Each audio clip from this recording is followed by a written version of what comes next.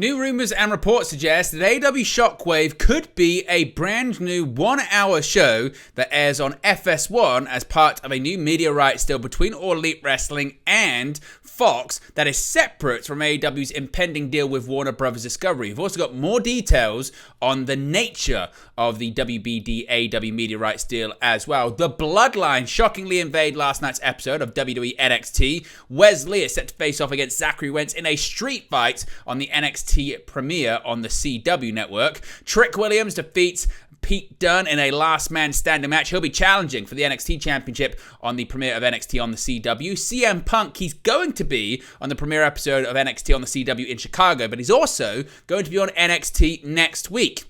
Speaking of that premiere episode on the CW, Miz TV is coming to WWE NXT as well as the Women's Tag Team Champions. The relationship between WWE and TNA Wrestling continues, with Hammerstone making an appearance last night on NXT to answer the open challenge of Obafemi. Speaking of open challenges, Jordan Grace's open challenge was answered last night by Sol Ruka, but she was attacked by Wendy Chu and TNA Wrestling star Rosemary. Julia wins her NXT debut match and also has a translator in the form of WWE legend Funaki. Charlie Dempsey retains the NXT Heritage Cup. Ricochet is set to face off against Sammy Guevara tonight on AEW Dynamite. Speaking of which, Jack Perry is going to be defending the TNT Championship against Leo Rush, and we're going to have a Tag Team Casino Gauntlet match on the show as well. A bit of an update on the relationship between Triple H and Bret Hart after some frosty words said about the two in the past. Speaking of Raw, we have the ratings for Monday night's episode, plus SmackDown is expected to stay 2 hours on USA Network.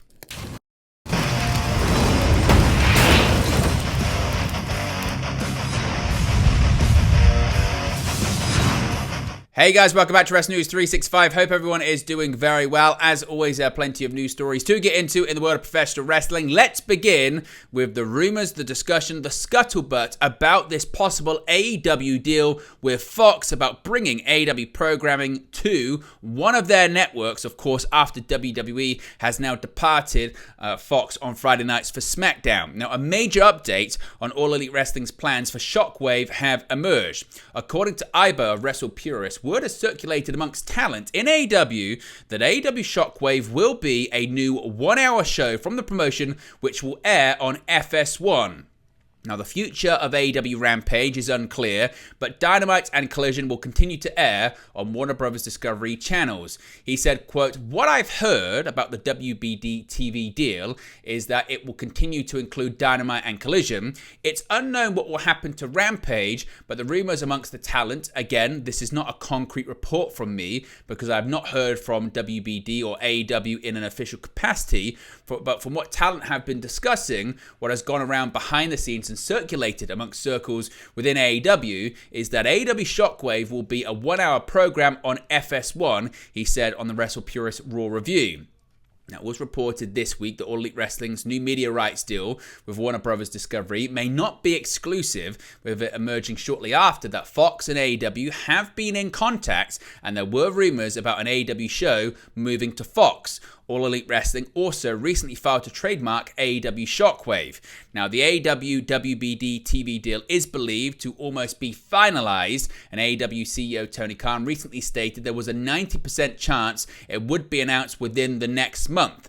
Of course, when it comes to Fox and pro wrestling, Fox was previously partnered with WWE, airing Friday Night SmackDown on Fox from October 2019 until September 6th, 2024. Now, when it comes to more details of this impending media rights deal between AEW and Warner Bros. Discovery, Andrew Zarian had a lot more details about what he had heard may be contained in this new deal. Here's what he had to say. So, when you say that it is done, does it mean that an announcement is forthcoming? Does it mean that there's still T's to cross and I's to dot? Like, what does done actually mean? I don't. WBD side, it's the deal is finished. Okay. There's no. There's no question as to the deal being completed. I would say signed. At this point, though, we haven't seen any terms, so we don't know what the value is for anything yet. I do know some things. I don't know the value. Oh. No, I don't know value, but I do know some aspects of what they are going to be doing. Okay, so yeah, I don't want to cut again, you off. I'm not. I don't just for. Let's have fun with this. I'm not going to guarantee you anything, okay?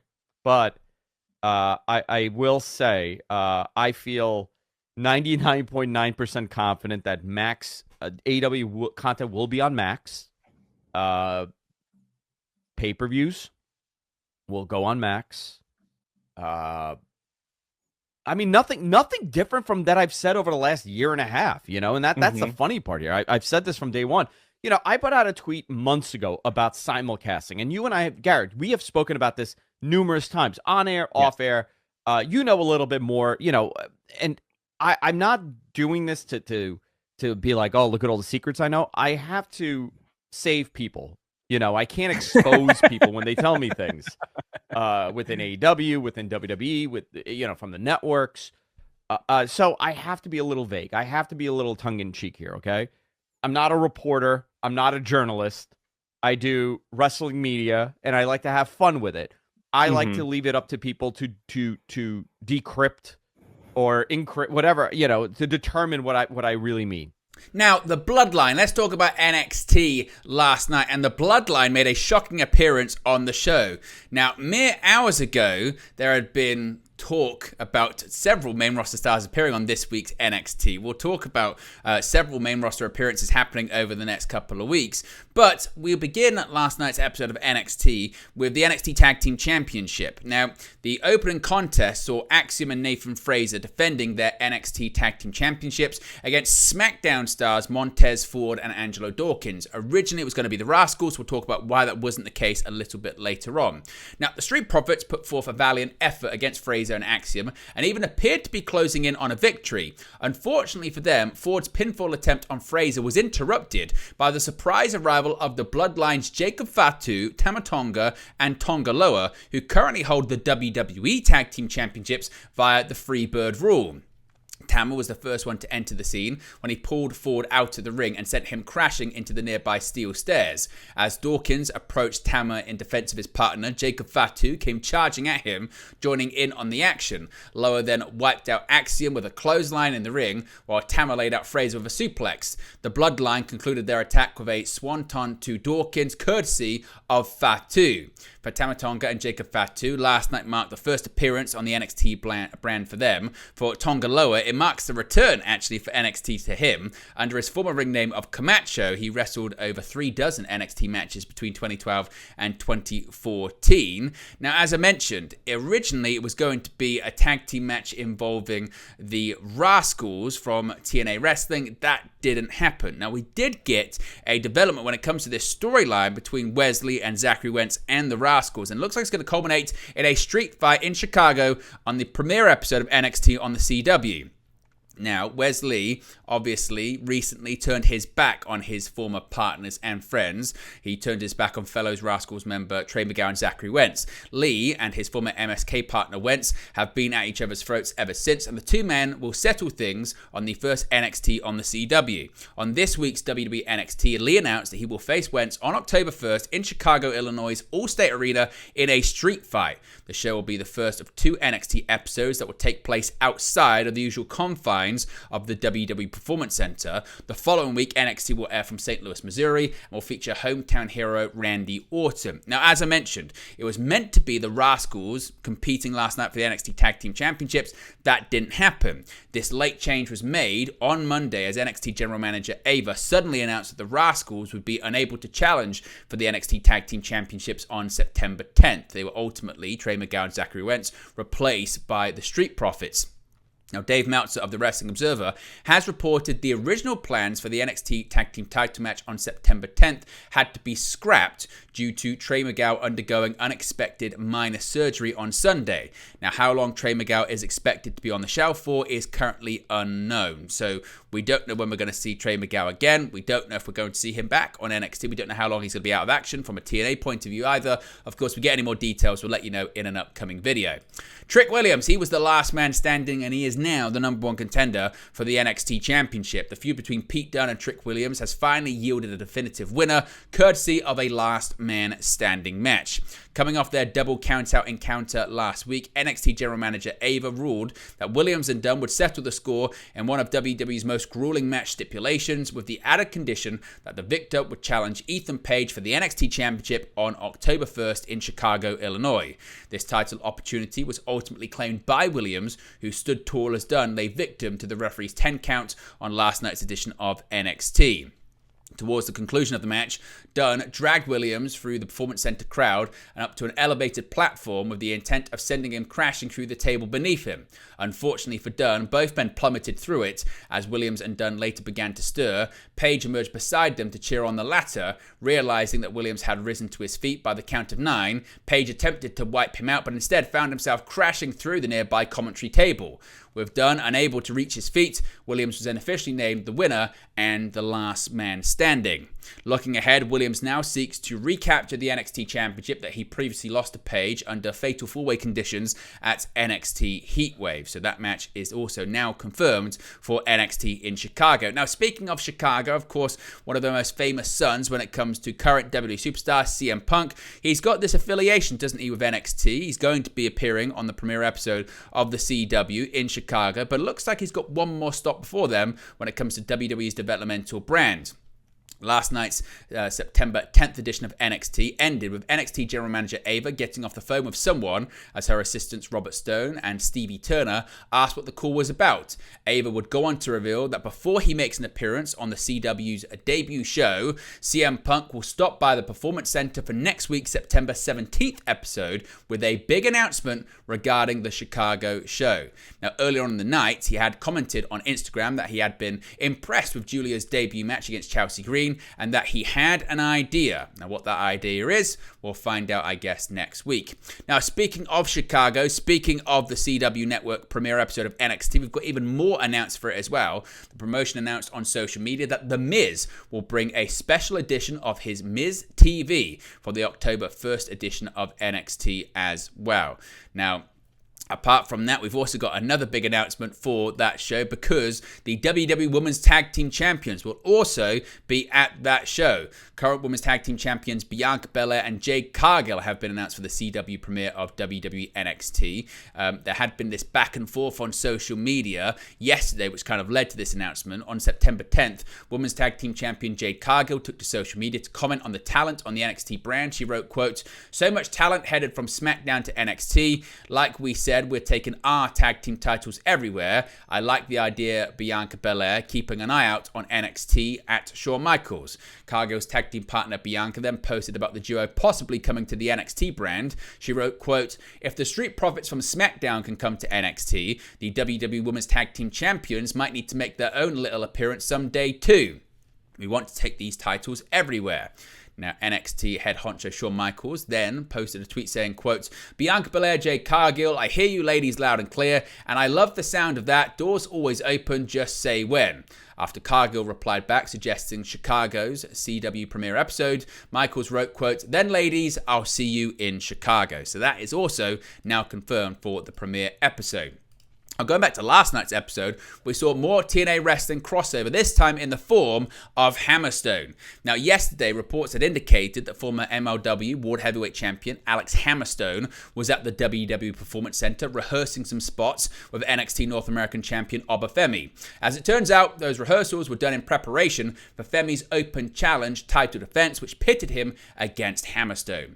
In the lead-up to last night's episode of NXT, Tony D'Angelo was seen paying off a mystery figure to take out Femi. That figure, of course, revealed themselves to be Hammerstone, who is currently signed to TNA Wrestling.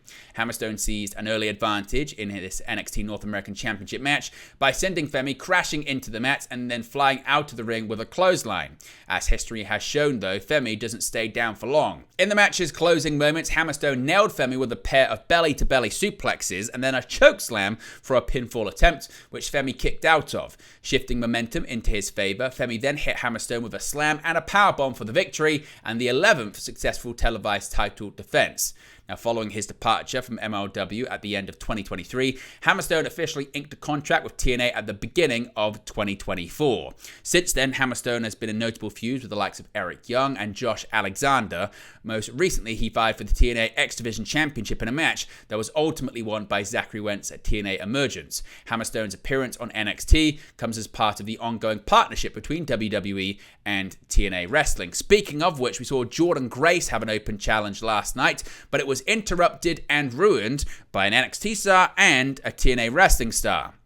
Now, Jordan Grace's TNA Knockouts Championship match was answered by Sol Ruka during Tuesday's episode of NXT, but it was Wendy Chu and TNA's Rosemary who made an impact and caused a disqualification when they interfered. The match was set to be Grace's 15th championship defense overall, according to commentary, and her first time defending the bout on NXT. Chu and Rosemary have formed an alliance over recent weeks, with Rosemary interfering and taking on challenges, including Women's North American Champion Kalani Jordan, at the behest of Chu. Before the open challenge, a video vignette about their friendship and alliance aired, ultimately saying things would soon be made very clear. Ruka and Grace had a competitive match to start things off, with Ruka hitting a moonsault on the outside to Grace before getting her back in the ring and hitting a splash off the top rope. Both women were still battling after the commercial break, and Ruka hit Grace with two springboards off opposite ends of the ropes. Ruka went for a crossbody from the top and was caught by Grace, but Ruka countered with a DDT. The challenger went to the top rope again, but Grace shook the rope to knock her down. Grace got Ruka on her shoulders and hit the SOS, but the lights in the Performance Center went off. When they came back on, Grace was staring down Rosemary in the middle of the ring, and Chu came up from behind to knock Grace into a sleeper hold, causing Grace to pass out and the match to be ruled a no contest. We'll have to wait and see indeed where this one goes from here. Now, Julia finally made her WWE NXT in-ring debut last night. She collected her first victory on NXT television. Julia pretty handily defeated Chelsea Green on her first night as an NXT in-ring competitor. Chelsea Green tried her best to welcome Julia to WWE with a loss, but Julia secured a victory with a knee to the face, followed by a Northern Lights bomb. Julia now rolls on as she looks to challenge Roxanne Perez for the NXT Women's Championship on the October 1st episode of NXT, the debut episode on the CW network. But we also saw possibly who her mouthpiece may be in NXT moving forward, because Funaki, yes, SmackDown's #1 announcer, made a cameo on the September 10th episode of NXT, acting as the translator for Julia. Julia made with NXT General Manager Ava backstage and helped them communicate. They were interrupted by Roxanne Perez, and Julia spoke to her without needing the help of Funaki. Now, Funaki has been working as a Japanese commentator for WWE since 2016. He has been the translator for other talents from overseas, including Kenta, when he was Hideo Itami, and Kairi Sane. So, whether this is going to be a continuous thing going forward, or if it was just a one-off, we'll wait and see moving forward. Charlie Dempsey has retained the NXT Heritage Cup last night. He's still the NXT Heritage Cup champion after a returning Tavon Heights interfered in his match against Javon Evans on NXT. Thanks to his fellow No Quarter Catch crew members' help, Dempsey retained the cup in the 5th round of the match. Heights returned to the brand and his stable after competing in Japan in the Noah N1 tournament. In the first round of the match, Dempsey tried to score a pinfall by forcing Evans' shoulders to the mat before the round ended, but Evans got bouncy and the round ended before either man could score a fall. Dempsey pinned Evans to go up by 1 fall in round 2, and Evans rallied back in and took the 3rd round. In round 4, Evans kicked Dempsey out of the ring and went for a dive, but was caught with a forearm by Dempsey, who turned the match back around in his favour. Dempsey attempted to get Evans in a body scissors submission, but Evans was saved by the bow. The champion wouldn't break the hold, so Cedric Alexander, who accompanied Evans to the ring, got in to break it up, almost starting a brawl in the middle of the ring. Round 5 saw Evans immediately go for the pin, but Dempsey kicked out and countered with a hard blow. Evans countered a dragon suplex and took to the sky and hit a forearm to Dempsey, who rolled to the side. Miles Bourne put Dempsey's foot on the ropes, preventing the pin. Alexander got back in the ring to run off the No Quarter Catch crew. With Dempsey outside, Evans flew over the top to take him down, but Heights interfered and took down Evans. Dempsey pinned Evans back in the ring to retain the title. Now, switching over to AEW Dynamite, of course, it's taking place tonight on TBS, and Ricochet will battle Sammy Guevara on tonight's episode. Tony Khan made the match official on social media. This will be Ricochet's second match in AEW, and it's Sammy's first match on AEW Dynamite since January of this year. Now, it wasn't the only announcement regarding Ricochet, because Ricochet is heading back to Japan for the first time since he wrestled in a pair of WWE live events back in 2019. It has been confirmed that Ricochet will be making his debut for the GLEAT promotion on October 6th in Osaka, where he'll be teaming up with a man he knows very well, Japanese legend and former AEW star CIMA. Now, CIMA played a big part in Ricochet's early career in Japan, with the two men winning gold in both Dragon Gate and Dragon Gate USA. They won the Open, the Triangle Gate Championships alongside Dragon Kid as part of the Warriors stable in 2010, and the Open, the Twin Gate Championships as the Spike Mohicans in 2011. They would then travel stateside to Dragon Gate USA, where they won the Open, the United Gate Championships as part of the Blood Warrior stable in 2012, before eventually being reunited in Japan in 2017 for a series of shows before Ricochet signed with WWE the following year. Now, speaking of AEW Dynamite once more, Jack Perry is going to defend the AEW TNT Championship tonight, 4 days after coming up short against Bryan Danielson in a highly competitive match for the AEW World Championship at All Out. Jack Perry finds himself in another championship match. However, this time he will be the defending champion. Tony Khan announced on X on Tuesday that Perry will defend his TNT Championship against Lio Rush. That match is now confirmed for tonight's Dynamite. Now, speaking of confirmed matches for tonight's Dynamite, the Casino Gauntlet match is getting a new twist. One of the most popular matches AEW has featured throughout 2024 is their Casino Gauntlet match. First introduced in April, the bout, which features wrestling coming out at random intervals, can end at any time, even before all the participants have entered, has been praised as one of the more innovative and exciting matches AEW has offered. It's been so well received that the match was featured at All In just weeks ago, and now AEW President and CEO Tony Khan later stated he was open to other Casino Gauntlet variations, and this Wednesday, today, one such variation will occur.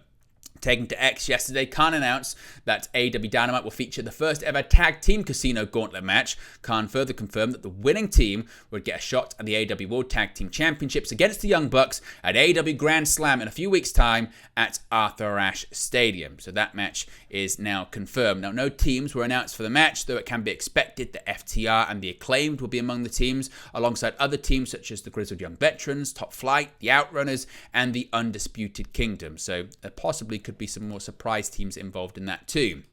Now, what is the relationship between Bret Hart and Triple H like nowadays? Well, of course, the September 9th episode of Raw saw Bret the Hitman Hart appear in the ring for his hometown fans in Calgary, Alberta, Canada. Footage from this appearance in front of the enthusiastic crowd can be seen on the broadcast, with his arrival later bringing out World Heavyweight Champion Gunther.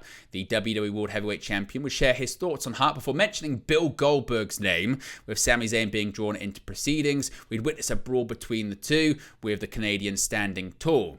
Now, post-appearance footage was posted by Triple H on social media, showing his reaction to Hart on Raw once he came back through the curtain.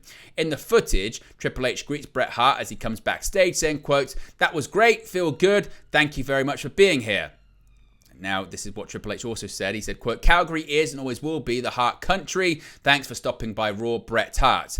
Now, the pair in the video exchange a few words, with Triple H once again thanking Hart for being in Calgary for Raw. Now, Dave Meltzer shared some insight into the relationship between the WWE CCO and the Hitman on Wrestling Observer Radio, saying, quote, "Triple H was very nice to Bret Hart from what I've heard. Historically, they don't like each other, both of them, but it's business and Triple H is running things, and they don't want to insult Bret. They have to show respect to Bret, so everybody was nice to everybody." Now, speaking of Raw, we have the ratings for Monday's episode on USA Network as part of, obviously, WWE Week. It was a season premiere of Raw as well. After SmackDown wrapped up its time on Fox on September 6th, WWE Raw started its new season with the September 9th episode that aired live from the Scotiabank Saddledome in Calgary, Alberta, Canada.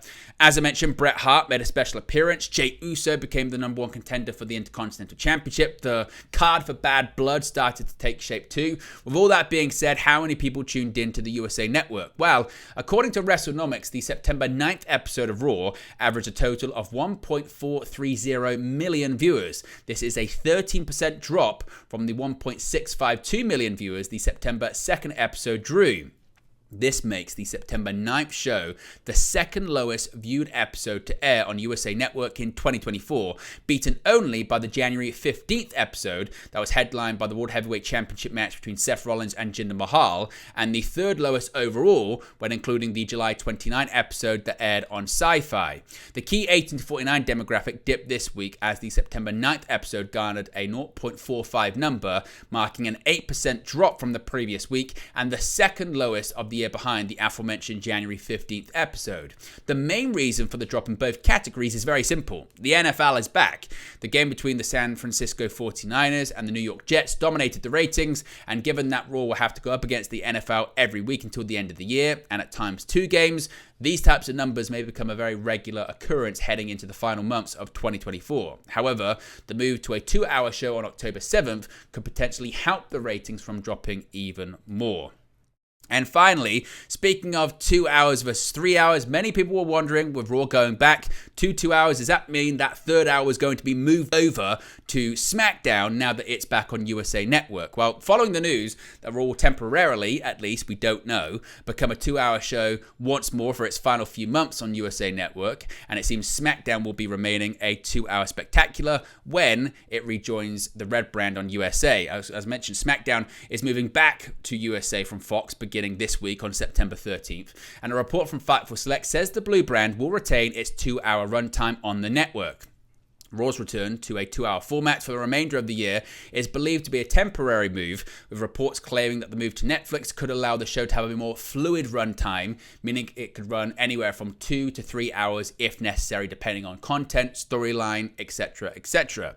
Now, the temporary return to a 2-hour Raw has been met with widespread positivity from fans online, although some are suggesting that they actually like the third hour now that the content has improved, with the show's permanent rebranding as a 3-hour live event in July 2012, a divisive change amongst fans and talent alike. SmackDown's USA re-debut on September 13th will feature undisputed WWE Champion Cody Rhodes putting the belt on the line against Solo Sikoa inside of a steel cage.